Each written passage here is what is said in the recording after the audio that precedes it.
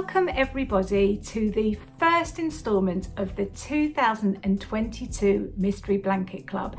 Now, I don't know about you, but I am so super excited about the start of this new club.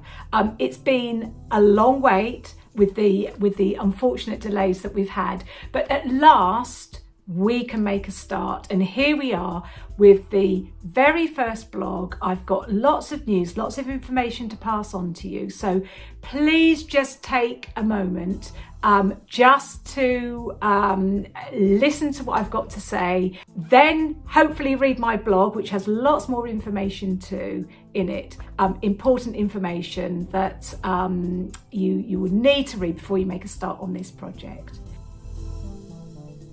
So there are 600 members in the club this year. That's a massive amount of people, and I want to thank each and every one of you for joining me this year. We have members from all over the world, which is just brilliant to think that there are people going to be knitting this blanket all at the same time in different countries. So you are now part of a very special global project, and I'm so pleased that you have joined me.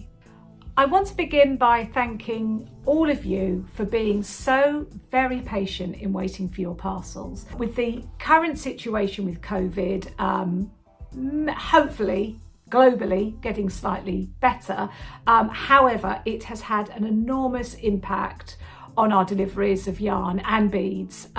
We were supposed to get the delivery of yarn, all of it, by mid-December.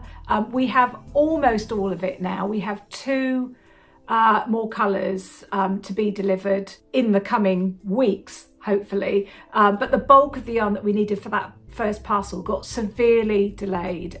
I just want to thank all of you for just being so patient and waiting. It's been a horrible wait. It's been a very frustrating wait for everybody. However, as soon as that yarn came in, my three wonderful postal teams sprang into action and got those parcels packed up and posted, and I'm very happy to say they have all been posted now. Many of you will have your parcels. We were super impressed with the global postal systems across the world for delivering some of our parcels to places as far away as Australia and New Zealand, Tasmania. To those countries, it took, I think, 7 days to arrive from doorstep to doorstep. That is amazing. We're normally looking at 2 to 3 weeks, and we were thinking maybe 4 to 5 weeks with the current situation. So, that is great news. The parcels are arriving. However, if you have not received your parcel yet, please don't panic. It is on its way to you. If I could wave a magic wand and have everybody's parcel ready, delivered to their doorstep on the same day, ready to start the project today, believe me, I would do that. But it's not an ideal world we live in, and I'm afraid we are at the mercy of the postal systems around the world. So if you haven't received your parcel yet, if you could just hang on, be patient, it will be with you soon, and you will be able to make a start on your project as soon as it arrives. So every month then, I invite you to come to my website, come to my blog. There will be an introduction from me every month, followed by a series of technique videos to help you with some of the techniques that are used in the blanket. They are in my written blog, so I do hope that you will find the time to read my written blog each month as well, because there is lots of extra information there about the club that is really important to read and take on board before you start your monthly squares. So this is the place to come. This is your starting point each month. Come and gather the information, read it, listen to me, and then hopefully you should be able to knit away quite happily. If you do get stuck, need help, I'm always at the end of an email, debbie@debbieabrahams.com. Just contact me if you're stuck, you need something clarifying. Either Sue or I will return your email, return your message. We are always here to help, so never feel that you're on your own in this club, you are part of a large knitting community, and although many of us knit on our own, hopefully you will feel that you're part of a group, part of a very friendly group of knitters. There are groups set up on Ravelry and on Facebook for Debbie Abraham's Mystery Blanket. Do check those out. If you want to join them, they're free to join. Anybody can join and sign up to them. And then you can enjoy some chat with other knitters. You can share your ideas, share photos, and get some advice if needed. They are great. The social media forums are brilliant places for getting together virtually with your knitting. So in your yarn parcel, you had a welcome letter, and in the welcome letter, unfortunately, I made a few errors with the information. Now, we sent out very recently an emailed version of this letter, very similar to it, slightly different information in some of the paragraphs, but basically the same information. And in the emailed version, I made the corrections. It affects mostly the needle sizes. I just want to make clear that the needle sizes quoted in your pattern instructions are correct, and these are the ones to follow. But in the welcome letter, I quoted the incorrect needle sizes. So the correct needle sizes you need for your project are 3.25mm, that's your main needle size, but you will also need 2.50mm needles and 3.50mm needles. I don't know quite what happened when I wrote that welcome letter. I think with everything going a bit crazy and everything being a bit chaotic, I wrote down the wrong sizes. So I apologise for that. If you can read or print off the emailed version we sent you, everything is correct in that. And then, as I said, it's correct in the pattern instructions. That's the most important thing, that your pattern instructions are correct.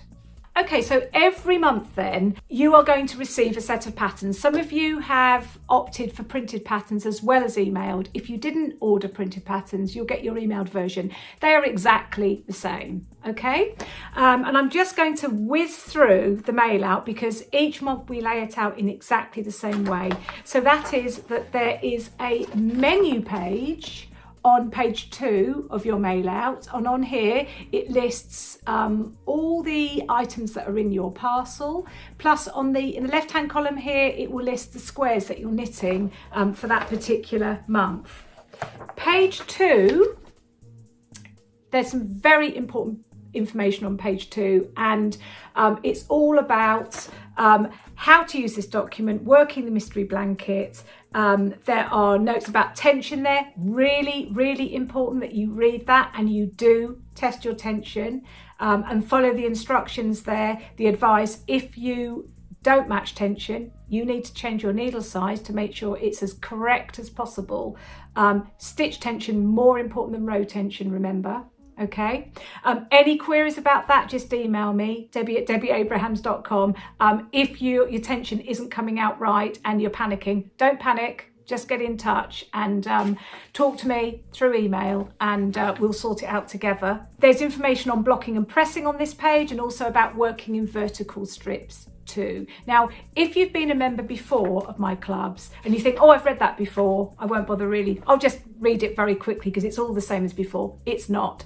There are a few changes to the information on that page. So even if you've been a member for the past 14 years with me from the beginning, please do take time to read that page. It's really important that you read it and you take on board what I've written there. There's some important stuff. Page 4 then, you will always find your piecing diagram, and you have 2 grids, one for option 1 and one for option 2. Each month we add the images here to the grids, showing you where the squares are in the blanket. Now, something that's different, that I'm doing different this year, is that quite a few of the panels are knitted, the squares are knitted in panels. So for example, squares 1 and 2 are actually one piece of knitting, and this is indicated by a dotted line on the piecing diagram between the 2 squares that are knitted as one panel. So just be aware of that when you look at the piecing diagram. It's very clear in the pattern instructions when this is happening.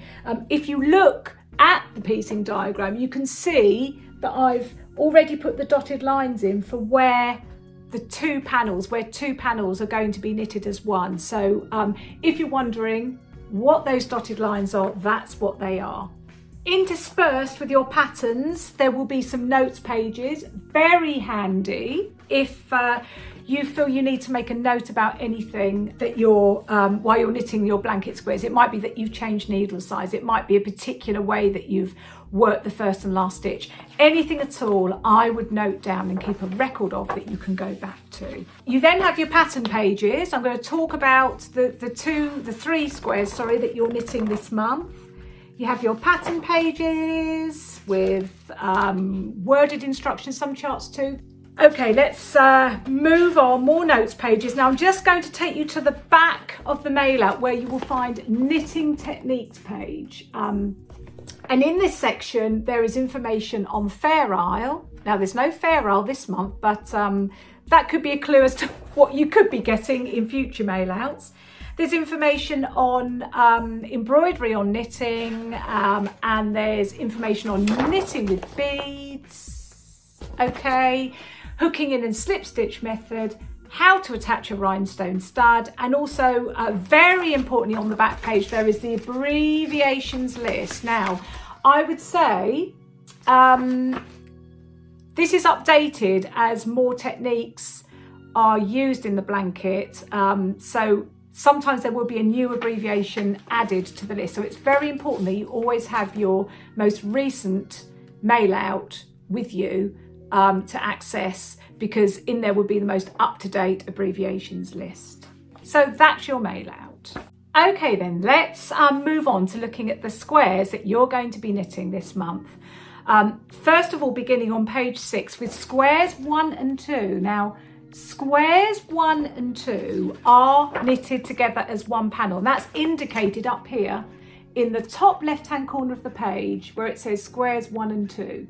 Okay, that tells you it's one panel rather than two separate squares. This is a striped chevron pattern. That's what it begins with here at the bottom, moving into a hooked in bead section and stocking stitch stripes at the top. There's also a rhinestone stud added in the centre of the beaded diamond there. I lay the pattern pages out in exactly the same way for each square. So first of all, underneath the square number, it will tell you whether there's an option for this square. And this says there are no alternative options for this square. So everybody knits these two squares. There's a box here in the left column telling you the needle sizes needed for this square. And then underneath the images, you will see there that there is a list of the yarns that are used and the beads and anything else that is used in that square. Okay. I always include pattern notes and tips before the pattern commences. And it's really so important that you read those pattern notes and tips before you begin. There's some very important information there to take on board that will help you knit your squares. Okay, now you can see just here on this page where you can see that there's a little line here between the two squares. This is indicating with the arrow on the right hand side of those two squares. It's just indicating there that they are knitted together as one panel. So you have your pattern instructions here with your chart. Okay, that's on pages 8 and 9. And then your third square you're knitting, so you've knitted squares 1 and 2. This is your third square. It's called diamonds. The page is laid out exactly the same way as squares 1 and 2. And this square can be worked from either the chart, which is on page 11, or from the worded instructions on page 12. So that all depends on if you prefer working from a chart or from worded instructions. It's entirely down to you. both are exactly the same as each other, you get the same results. So you might want to swap between the two. You can make that decision as you knit your squares up. I try where I can to write a pattern as a chart and as worded where I can. Sometimes it's not always possible, but where I can, I try and provide that for you. So you've got that extra option on some of the squares. Okay, so that brings me to the end of the patterns for this month. 3 squares 1, 2 and 3 to work on. Get those done and you'll be ready then for Mail Out 2, which will be coming out on the 1st of April. So it's important, I think, to get yourself prepared before you begin knitting. One thing you can do is create your colour coder. Okay, so this is just a piece of card onto which you can tie samples of all the different yarns, and it will be a really useful quick reference while you're knitting.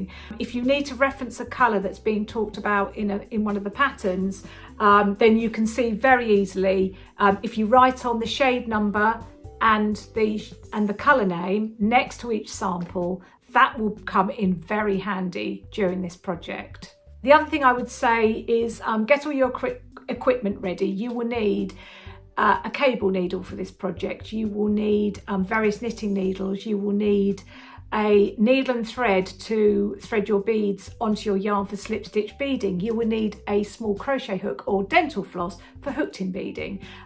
So a pair of scissors, notebook and pencil. So if you've got all these things ready, you will be fully prepared to start on your squares. I just want to point out that on our website, if you go to the homepage and scroll down to the bottom, there is an addendum section, and what we do is we put any addendums, any errors that are found in the patterns, we put on that page. Now, errors in patterns are incredibly frustrating for everybody. We have the blanket test knitted. I have knitted the whole blanket. Test knitters then knit both options, and we do our very, very best to ensure that there are no errors. However, sometimes they do occur. The silliest, smallest things can escape all three of us. In fact, there's a 4th person, there's a pattern editor involved in the process too. So there's 4 of us looking at the patterns every time that we write them up and we test them. However, as I said, sometimes there will be some corrections. So it'd be a really, really good idea before you start each square to check that addendums page to see if there's anything on there about the square that you're about to knit. As soon as we are notified, it goes up there and I update it as and when necessary. So don't forget to check that out on my website each month. It could save you a lot of time. So we're nearly ready to get going on this brand new project. Just before we do, just a couple more things. You're probably all aware, hopefully are aware, that your parcel is going to be split into 2 separate parcels. So you've got your parcel now, or it's on its way to you. That's parcel 1. In parcel 2 will be the remaining yarn that you need for the project. There are 2 more colours of yarns to come and 1 more colour of beads, and then you will have more of the colours of yarn and beads that you've already got. We are planning to start posting those out overseas middle of April to end of April, with the hope, with the plan that they will arrive ready for the 1st of June. At the 1st of June, when we get to that instalment in the project, you will need those extra yarns and beads that are included in the 2nd parcel. So as soon as we can get those parcels on their way, as I said earlier, I'm waiting for a little bit more yarn to arrive, but hopefully that's in transit. We'll get those packed up and parcelled off to you, so you can be there at the end of your drive, at your gate, waiting for your postie around the beginning of June, and your 2nd parcel should arrive then. Now, as well as yarn and beads in that 2nd parcel, there will also be a woven label in a little small coloured envelope, and the woven label tells you the title of the blanket. Now, as you all know, this is a mystery project. You haven't got an idea what you're knitting at the moment, which I find is one of the best parts of this project. I just love to see people wondering what it's all about and being very curious about the theme of the blanket. If you do guess what it is, there'll be a clue in the written blog every month. If you think you know what it is, then do send me an email. Send it to sue@debbieabrahams.com. If you send it to Sue, she will let you know if you're correct or not.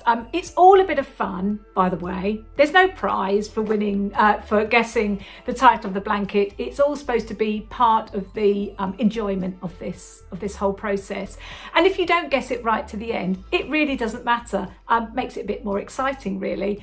And as I said, the woven label has the title written on it. So if you're really curious and you really can't wait, you could open up your little envelope, or you could leave it to the end and open it at the very end of the project to reveal what it is. I think quite a few of you are going to guess what this one is, but it'd be interesting to hear your thoughts and ideas. So don't forget to email me and keep in touch.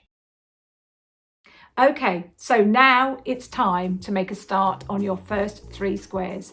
I really hope that you enjoy your knitting this month, and don't forget that if you get stuck, if you have a query, you're not sure about something, all you've got to do is contact me at debbie@debbieabrahams.com.